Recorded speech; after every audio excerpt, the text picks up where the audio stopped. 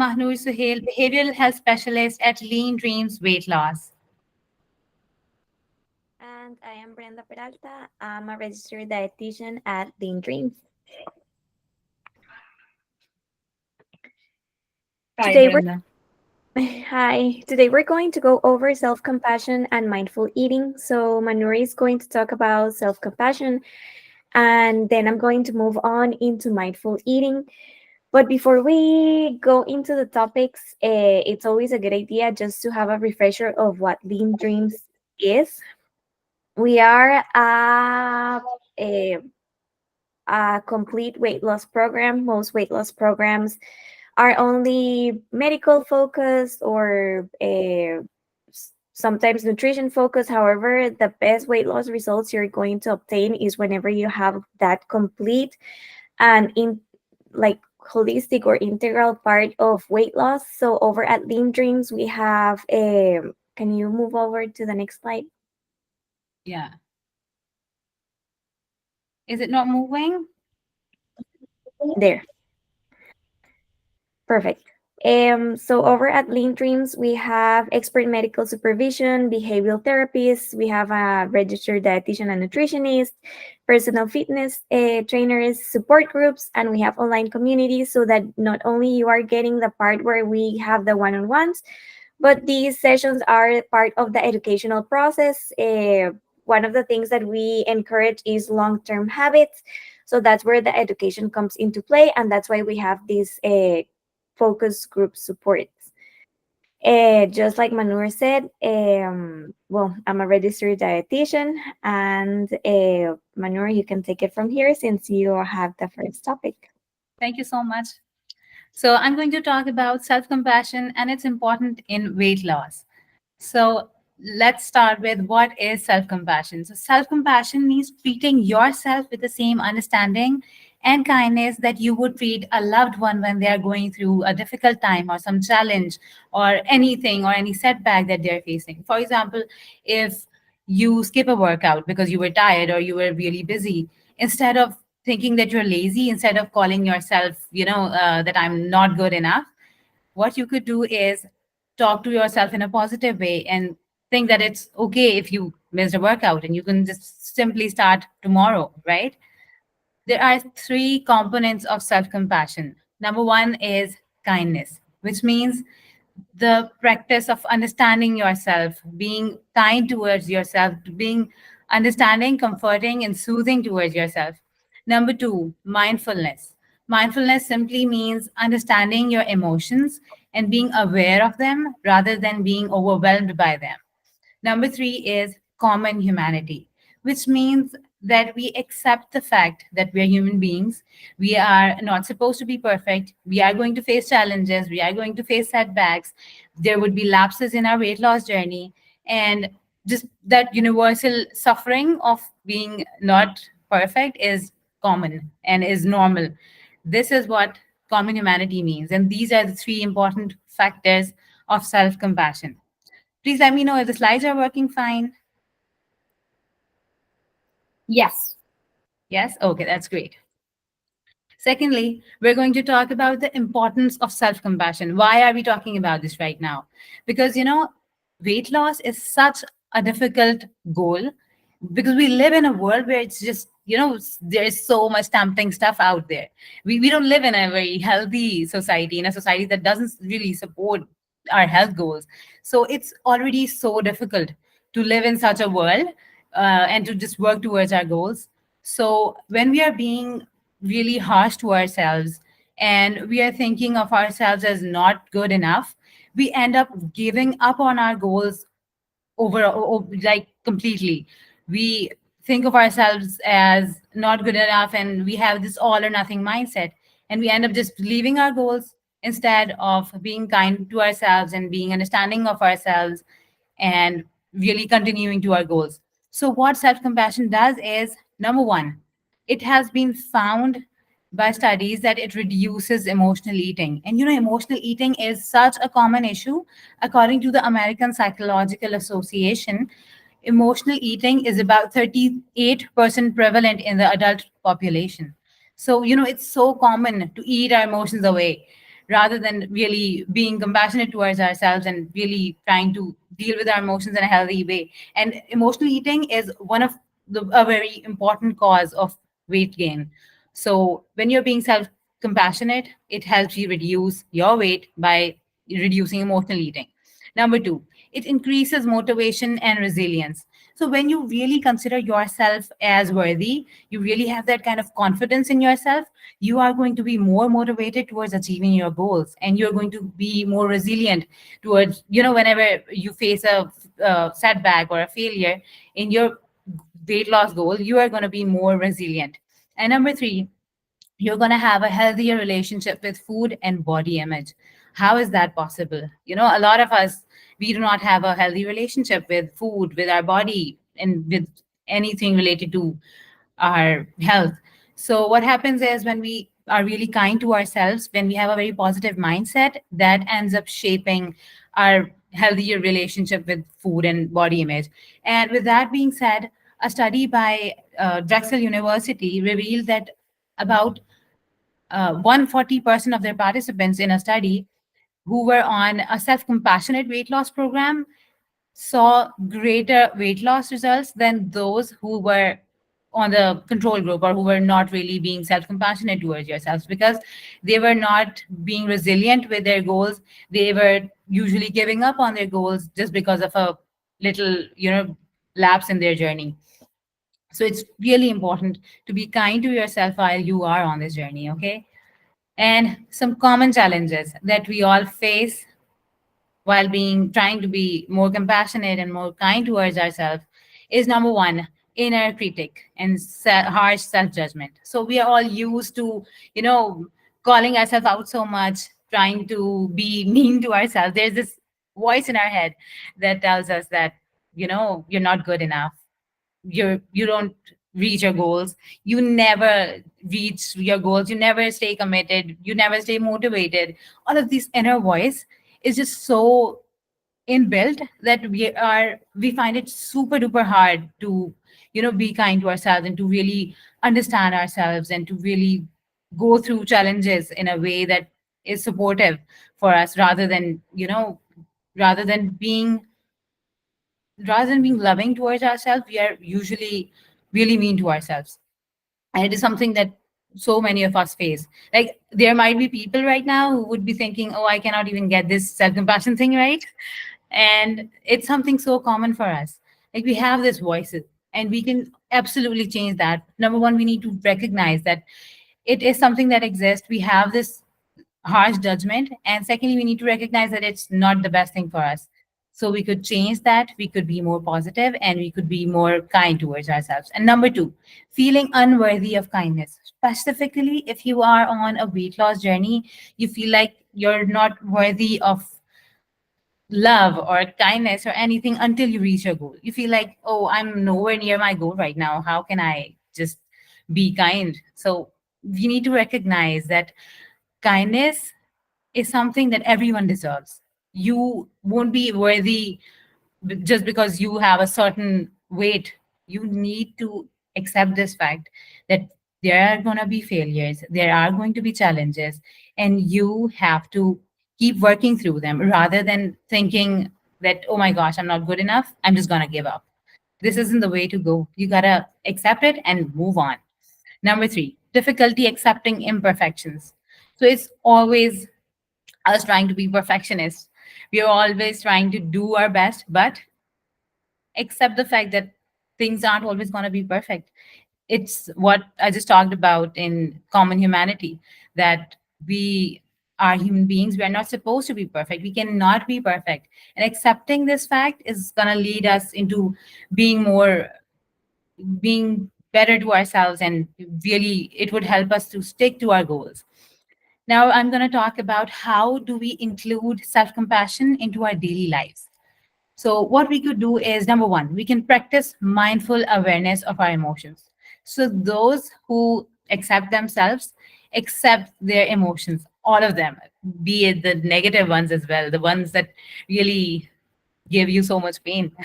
So, if you're being aware of your emotions, you sit with them, you accept them, and you deal with them rather than just bottling them up or just, pushing them away. Number two, use positive affirmations. So, positive affirmations have been found by studies to work in a great way for different goals. Whatever you're telling your brain, it starts working in that way.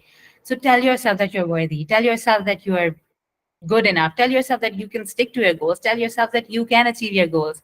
And it's going to work in that direction. Number three, recognize and challenge the inner critic, that inner voice that I was just talking about, that voice that's really mean to you. Try to recognize, accept it that it exists, and accept that it's not good for you. And then try to change that. Try to change your opinion about yourself. Try to change your opinion about things that you're facing. Just try not to make it over get you overwhelmed. Just accept it and try to challenge that in a more positive way. And then what you could do is set realistic expectations and embrace imperfection.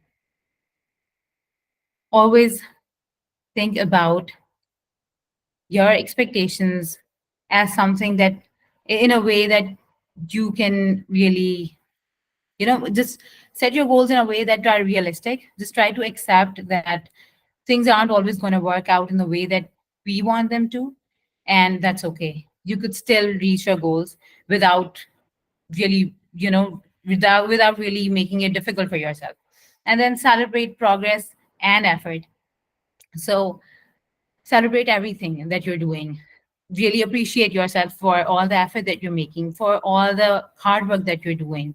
Just think of yourself as that kid who would, draw a painting that's not really the perfect one, but whenever you show that to someone, you really want them to appreciate it. So we are those kids. We have just grown up. So think about, if a kid comes up to you and shows you a painting that's not really good, what would you say? Ah, what the heck is this? Obviously you're not going to say that, right?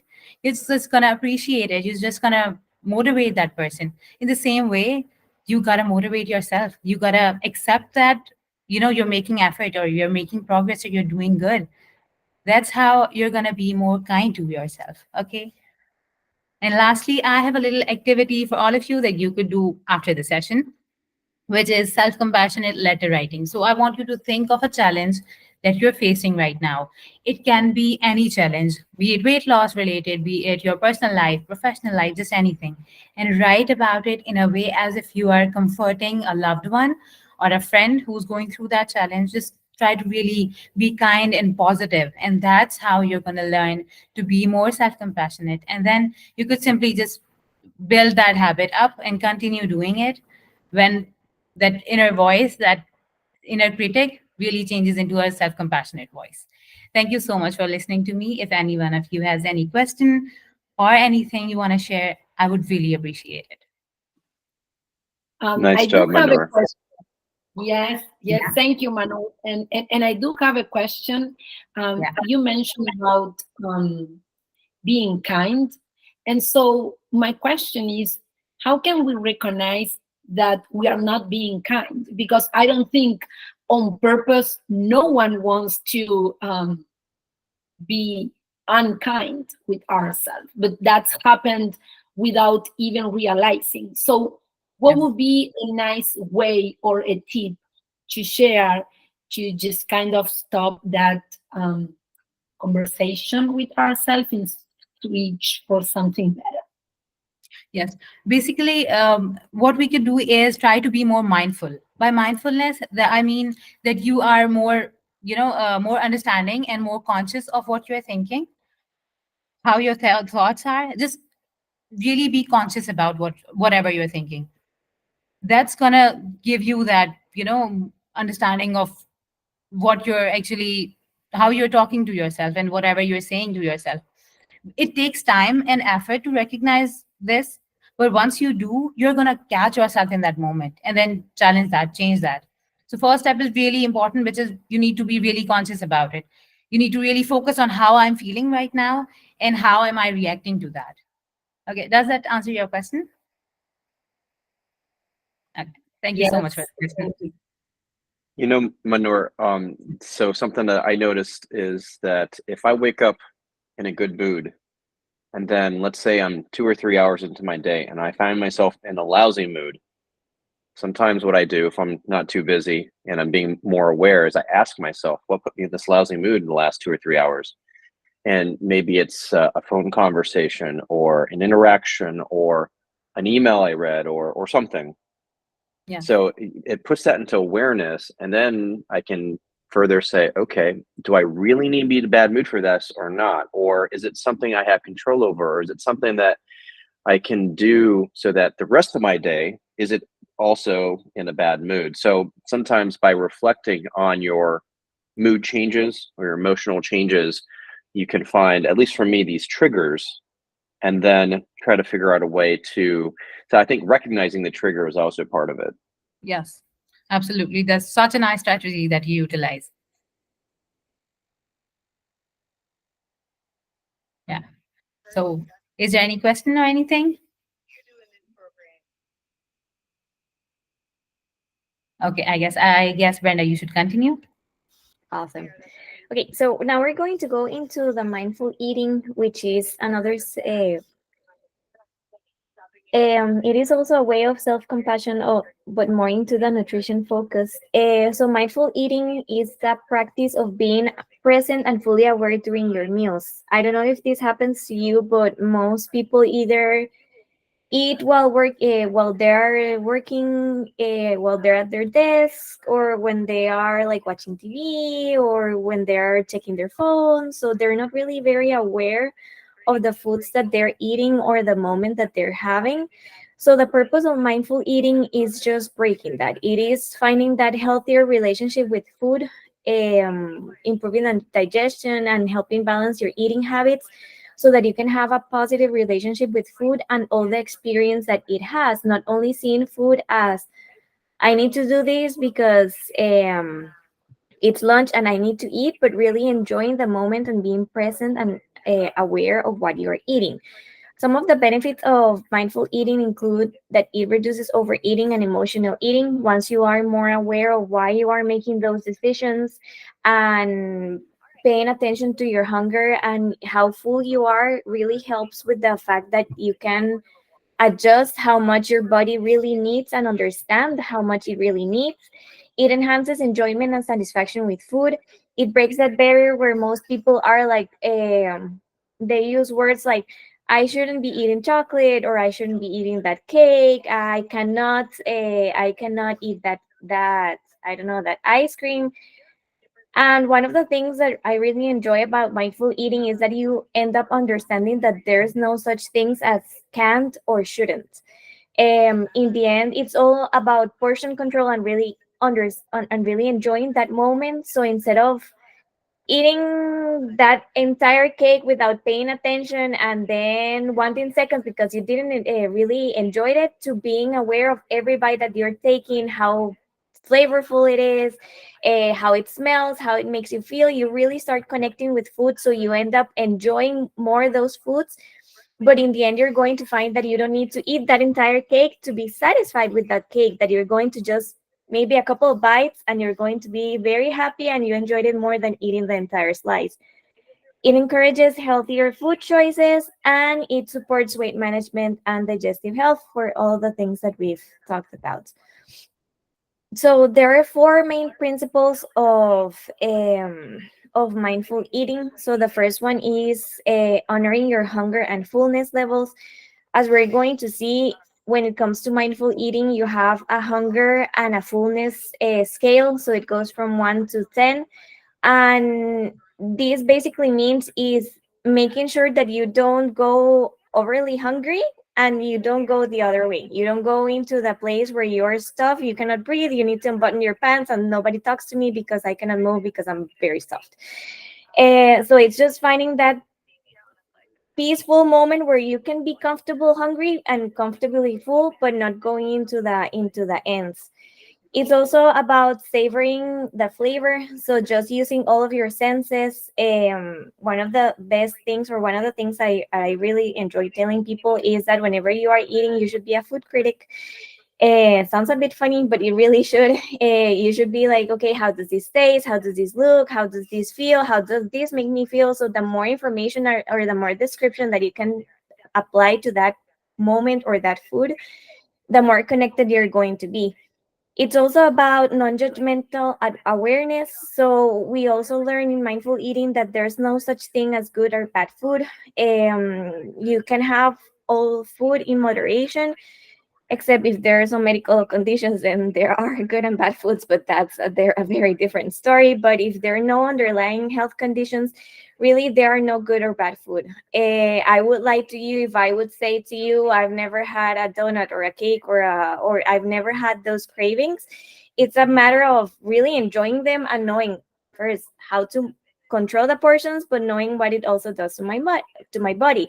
It doesn't mean that you're going to have the cake and the donuts the entire day, because that's not going to make your body feel good. But it's also finding that balance of, okay, you need to nurture your body with healthy foods, whole grains, fruits, vegetables, lean protein, but also honoring your mind and giving like that hunger your mind has for that things that you enjoy, and having that body mind connection, knowing how that food makes you feel. So for example, if you enjoy the cake but it makes you feel bloated, then being aware of either you can choose the option of saying, okay, no, I'm not going to eat that cake because it makes me feel bloated, or I'm going to eat the cake, but I know that it's going to make me feel bloated. But at least you have like that decision and that control of making those decisions for yourself.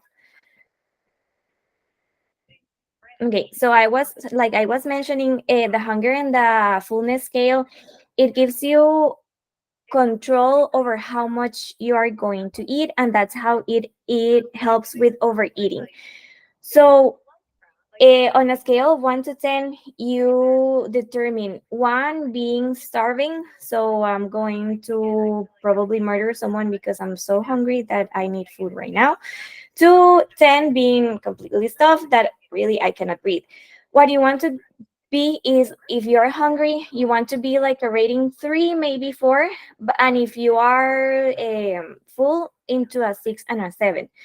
So what I always encourage is, whenever you are going to start eating, make sure that you create a pause in the middle of the meal that you're having, so that you can take a breath, then just give it a little bit of time for your stomach and your mind to have that connection. Remember that it takes like 15-20 minutes for your body to send a signal like, hey, I'm full, I'm eating.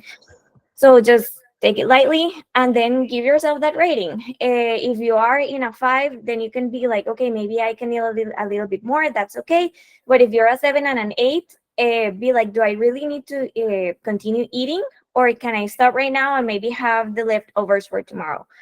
There's never any trouble with saying I can have this tomorrow or another day. It's better than just eating too much and then just feeling a little bit bad with yourself physically, because you are so stuffed that the body is not comfortable. So that's a good practice to have, having a rating of 1 to 10 whenever you are eating or whenever you want to eat. Here are also 4 tips that I have for you to start practicing mindful eating. The first one is start small. As with anything, just make sure that you start small and you don't go from 0 to 100. Start small with, it can be, okay, I'm going to take my time eating my snacks, or I'm going to take my time with my lunch. Start with just one meal at a time, and just get into it. Some people get overwhelmed because they want to do everything at once, and that's when maybe we burn out, and then we just we don't want to do anything. Just take it one step at a time, start small, and just like Manur said, be kind with yourself. We are human. And if you start eating and then you get distracted, don't be too harsh with, oh, why am I doing? Just okay, moving on. Page, turn the page, and then just keep on going, keep trying. Because after all, habits take time. No one is going to have the perfect habits from ever. Nobody's going to have perfect habits, and nobody's going to have them good habits from one day to the other. So just it takes time. The second one is make sure that you eliminate distractions. So whenever you're eating, and this includes for any type of eating, I also recommend doing this for snacks. So, for example, for moms, it happens a lot that they start mindlessly snacking from their kids' foods and all of that. So, one of the things that I really recommend is every time that you're going to eat, including snacks, make sure that you're sitting down with everything on your plate. If you're going to eat the same thing that you're having from your kids and that you're going to have, that's fine. But at least you know that you're being aware of what you're eating instead of grabbing something here and grabbing something there. So any type of thing, just make sure that first you do it at the table and eliminate all distractions. Pay attention to the food. Don't play with your phone. Don't read. Don't watch TV. Don't eat at your desk. Just make sure that you are really focusing on the meal that you're having. The third one is chewing thoroughly. So a lot of people eat very fast, and making sure that you pay attention to how much you are chewing can help you slow down. There are also other ways in which you can slow down your chewing. You can another tip that I usually give is using your, like, replacing your utensils. So if you have your fork in your right hand and then your knife in your left hand, switch them, and that makes things a little bit more difficult. The other one is just making sure that with each bite, instead of being like bite, bite, bite, bite, put the fork and knife down and then just enjoy it. And then again, grab them. So that helps you just be a little bit more aware and eating a little bit slower. And the other one is setting a timer. So, for example, time yourself. If it takes you 5 minutes to eat, then the next day, try to do 6 or 7, or then 8 and 10. And that way you can really start slowing down so that it gets into that idea of, I need to enjoy my food. Nobody's going to take it away. I'm fine. And it helps you eat a little bit slower. And the other one, engage your senses. Um, we sometimes forget that we eat through all our senses. So just make sure that you are paying as much love as you would in any restaurant. So whenever you go to a restaurant, they put a plate and it looks beautiful. Make sure that you're also doing that with your in your house. It should look good. It should smell good. It should taste good. Think about the textures. Again, just make sure that you're paying attention to all the senses that you have so that you can really enjoy the food and that you can be really aware and mindful in that moment. And the task that I have for you after you do Manure's letter, you're going to be a food critic for one meal. So make sure that you are paying attention, pay attention, answer how does it look to me? How does it smell to me? How does it taste? How does it feel? How does it make me feel? And how fast am I eating?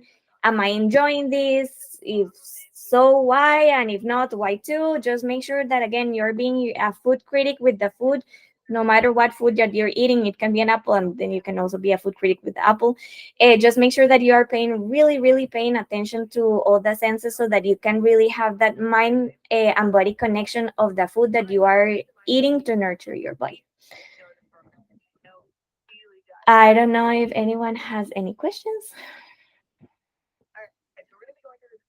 So Brenda, very nice presentation. I can't help but think about what I tell my bariatric surgery patients in my regular practice when it comes to slowing down your eating and chewing really well. Because, for example, when we do bariatric surgery and we give someone a small stomach or a gastric bypass or a sleeve, they don't really have a lot of choice.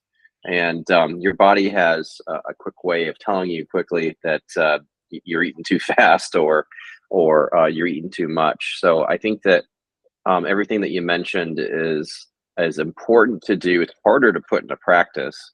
It's like, these habits are really tough.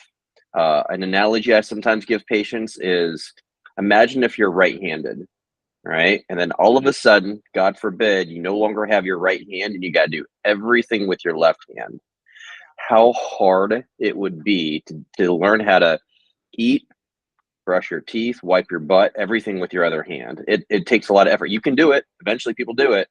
Well, learning new eating habits that you've been doing for your entire life, it's really tough. You have to understand what you're doing, and then you have to make a conscious effort and be consistent to do it. And yeah, I mean, it's not easy. So, but it's, that mindfulness aspect, you can extrapolate to every other piece of life, right? Whether it's your emotions, whether it's eating, whether it's being present with your family, whether it's just enjoying life. But, society has gotten so busy. We are always on go. right? There's always something to do. There's always a checklist. There's a kid to pick up from school. There's a bill to pay. There's another job to go to. There's something to do. And then you're like, well, how do you slow down to enjoy your meal and to do these things? And, you're running out the door and you're shoving in something in your face because, you're always in a hurry. And so it takes a lot of, sometimes it takes an analysis of our lifestyles as well. So, Exactly. And again, even though we may be already into it, it sometimes happen even to me that I am eating something and then all of a sudden I realize that I already ate everything and I didn't pay attention to it. But again, it's just a matter of, okay, one step back, and then next time I'm going to pay attention to what I was doing. Because like you said, we are all human and we have so much stuff going on that sometimes we are going to be aware of it and sometimes it's just a hit and miss. And like Manur said, it's all about self-compassion and being like, okay, how can I make it 10% better next time, and just being a little bit more aware into what I'm doing. Like you said, with anything, it can be washing the dishes or it can be just brushing our teeth. Mindfulness can really be applied to anything in our lives instead of just being automatic, like anything that we're doing, just something that we do out of habit. and also, nobody understands your life better than you do, right? So, you have to pick these little habits and these little tricks that work for you. What works for you doesn't necessarily work for somebody else. So, some of my patients, they hate the concept of meal prep, but meal prep does work, especially if you have a busy lifestyle. Sometimes you go home and you're exhausted, and the last thing you want to do is freaking cook, right? So if you have some healthy choices lined up, it makes it easier. We rarely make good choices when we're hungry, right? And we live in a society of such convenience that, we often make poor choices when it comes to ordering food or getting food on the go or whatever. So I think part of the mindfulness also extends to being mindful of our weaknesses, being mindful of our lifestyle, and saying, you know what, I'm going to set myself up for success, not failure. So you can take mindfulness to your individual meals and being present with the eating, and you can also take mindfulness to your lifestyle and trying to make better choices.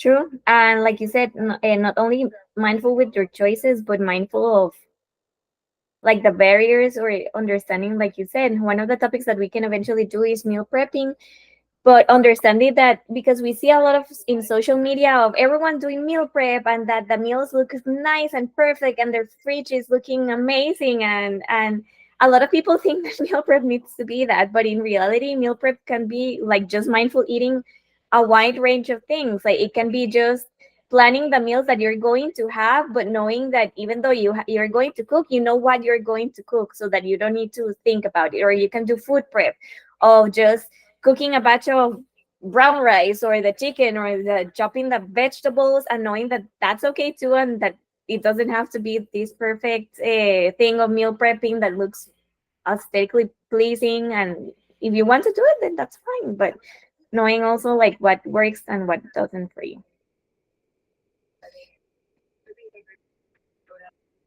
Any more questions? So Brenda, I was going to ask about chewing. For example, if you are going to eat a beef, um, you are forced to take more time and and chewing because it's a meat. Um, do you have any tip of and it will force you to just go one at a time? It's not a type of snack that you can eat a piece of meat one by other. So do you have a tip of certain food that will kind of help you to or force you to take the time and be more present? The best thing to start are vegetables. They're very fibrous, so they're going to make you chew slower, and especially like celery or like raw carrots or all of that are going to make you like chew and chew and chew and chew and chew. So that's one thing to start, and you can really apply it with anything. Like for example, if you start chewing, um, yeah, like mushier things like rice and all of that, it's going to be a little bit more complicated, but whenever you're having like your complete meal, just count how much you're chewing. So for example, start, and then you start chewing, and then you're like, okay, this time it took me 10. Okay, next time I take a bite, I'm going to do 11. So that's how you can, until you find like that sweet spot of, okay, maybe it took me like 15 times for me to be a comfortable chewing pattern. It's just a matter of doing it one step at a time. I don't usually give like a amount of choose that you should have, because again, it depends on the food, your eating habits, or all of that. The best thing and the best tip I always give is add one chew based on what you are doing right now. So if you're doing 10, try to focus on 11, and if you can do 12, then perfect, and do it one step at a time so that you can start building habits. And the best things to start are always going to be fibrous vegetables. Thank you. Sure. Christina?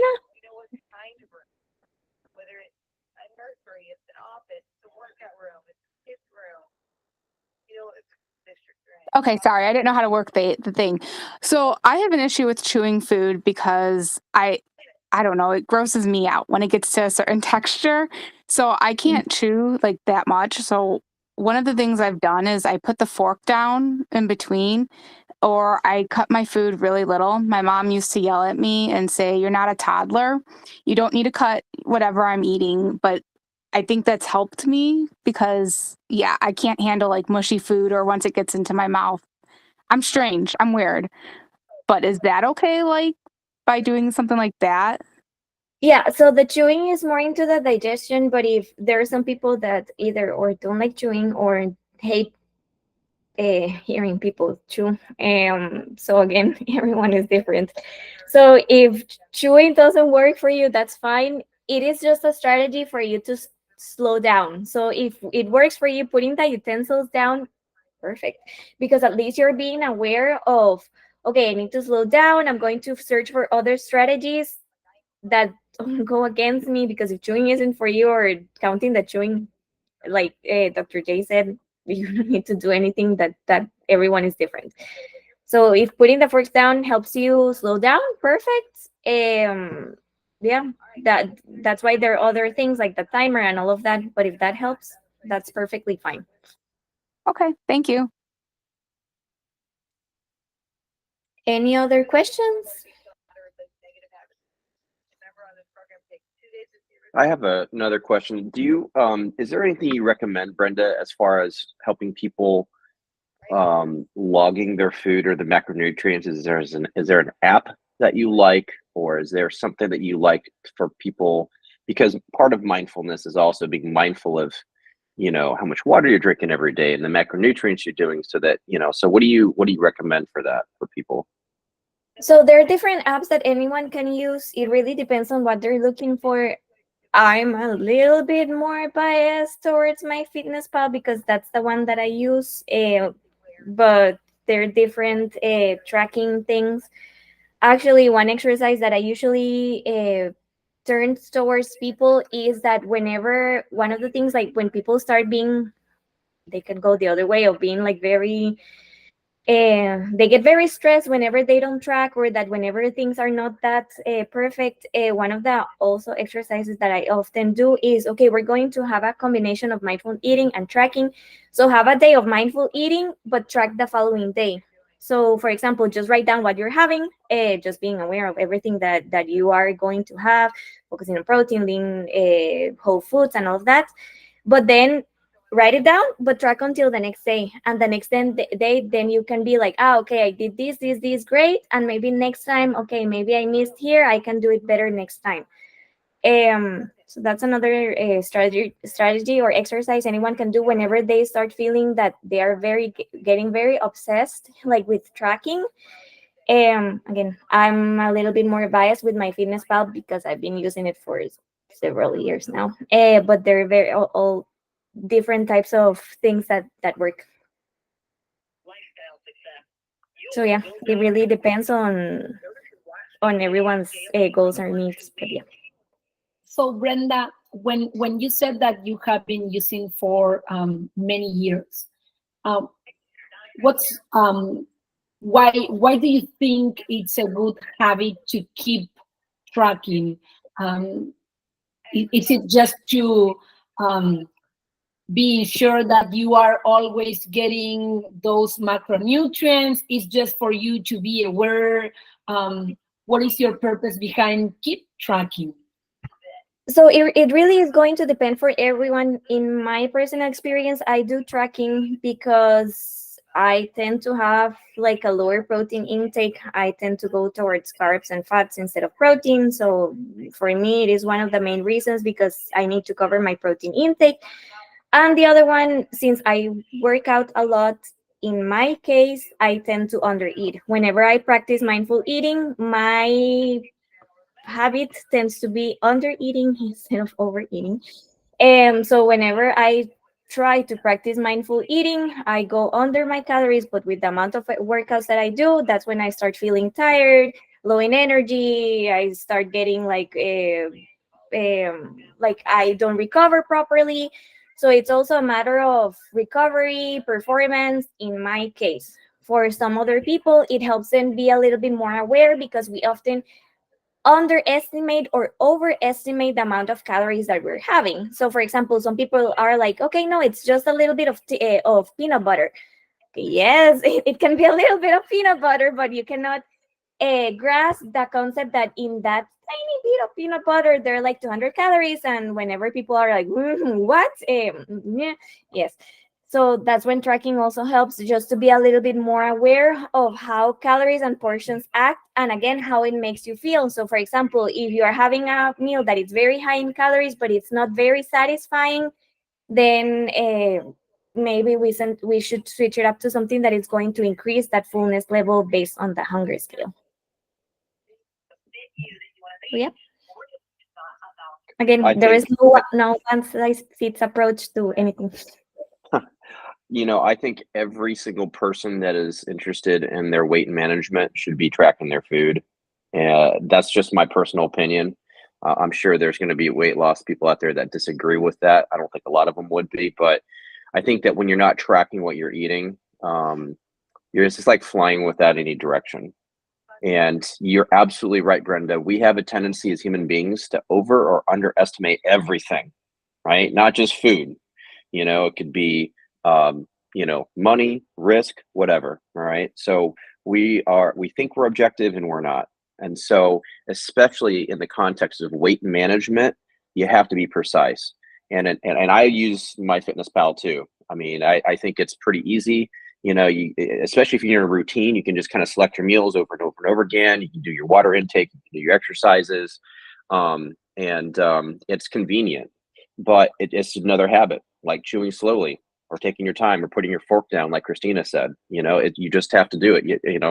And once you do it, then eventually you get to the point where you can actually look at where you're at. And the other component of this is education, right? Figure out where you're at with your tracking, with your eating, educate yourself about what you should be doing, and then trying to find that happy medium. That's how you get on track with this. But if you're not educating yourself and you're not tracking, how do you expect to do this? Nutrition is 80% of at least of weight management. So you got to track, you got to educate yourself. So Correct. And we can also do a tracking and macro and calorie and MyFitnessPal support group eventually. That can be a very good topic. absolutely. Awesome. If there are no more questions, thanks everyone for joining us, and we'll see you next time. Fantastic job, ladies. Everyone have a good night. Thank you so much. Bye bye. Bye-bye. Bye.